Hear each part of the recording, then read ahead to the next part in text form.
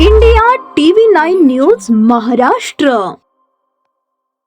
महाराष्ट्रावर विकासाचा प्रकाश पाडण्याच्या ध्यासाने रोज सूर्योदयापूर्वीच उगवणारा तेजस्वी सूर्य अस्ताला गेला. या सूर्याला अखेरचा निरोप देण्यासाठी आणि पवार कुटुंबाला आधार देण्यासाठी गुरुवारी बारामतीत राज्य आणि देशभरातून आलेले अजितदादांवर प्रेम करणारे सर्वपक्षीय नेते, पदाधिकारी, कार्यकर्ते उपस्थित होते. यावेळी अजितदादा परत या म्हणत कार्यकर्त्यांनी टाहो फोडला. अंत्यसंस्काराप्रसंगी अजितदादा परत या, अजितदादा अमर रहे अशा घोषणा सुरू होत्या.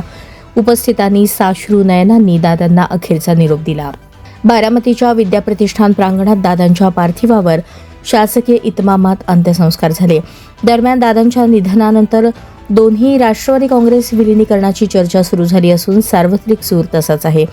त्यामुळे विलिनीकरण अटळ असल्याचेही मानले जाते. तसेच पुढच्या पिढीकडे ही धुरा सोपवली जाईल अशीही चर्चा होणार आहे. अजित पवार यांच्या विमान अपघाताची चौकशी व्हावी अशी आग्रही मागणी पाहता विमानातील ब्लॅक बॉक्स तपासून चौकशी करणार असल्याचे स्पष्टीकरण दिले आहे.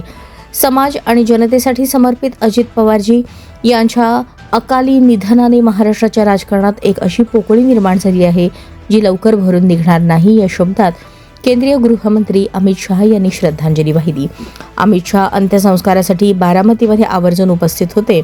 सरकारच्या वतीने त्यांनी पुष्पचक्र अर्पण करून आदरांजली वाहिली. दोन्ही राष्ट्रवादी एकत्र येण्याबाबत शरद पवार यांनी यापूर्वी केलेल्या वक्तव्याकडे लक्ष वेधले जात आहे. त्यामुळे भविष्यात राष्ट्रवादी काँग्रेस एकत्र आल्यास ते योग्यच ठरणार आहे. त्यामुळे दादांच्या निधनानंतर राष्ट्रवादी एकत्र येणार का याबाबत राजकीय चर्चा सुरू झाली आहे.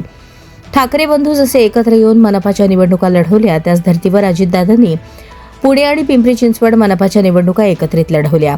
त्याशिवाय जिल्हा परिषद आणि पंचायत समित्यांच्या निवडणुका अनेक ठिकाणी एकत्रित लढवल्या जात आहेत. यासाठी स्वतः अजितदादा आणि रोहित पवार यांच्या बैठका पार पडल्या. काही प्रमाणात अंमलातही आणल्या गेल्या. मंत्री हसन मुश्रीफ यांनीही यावर भाष्य केले आहे. माळशिरसचे आमदार उत्तम जानकर यांनी दोन्ही राष्ट्रवादी एकत्र आले तर ताकद वाढेल असे विधान यापूर्वीच केले होते. त्यामुळे ते देखील अनुकूल आहेत. सोलापूर जिल्ह्यात पवार गटाचे 4 आमदार आहेत. हे विशेष. जानकर यांनी अंतिम निर्णय शरद पवार घेतील असेही स्पष्ट केले.